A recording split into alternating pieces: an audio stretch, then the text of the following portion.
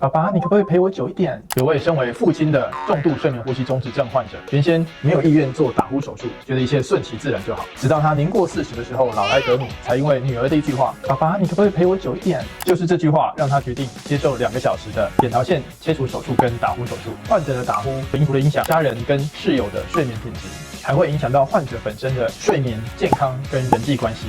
像我的患者，有的人怕带着正压呼吸器更不好入睡，也有的人呢是长时间耳鸣找不到原因，后来才发现是睡眠呼吸中止。还有的上班族呢是因为午休趴着睡也打呼，惨遭同事白眼。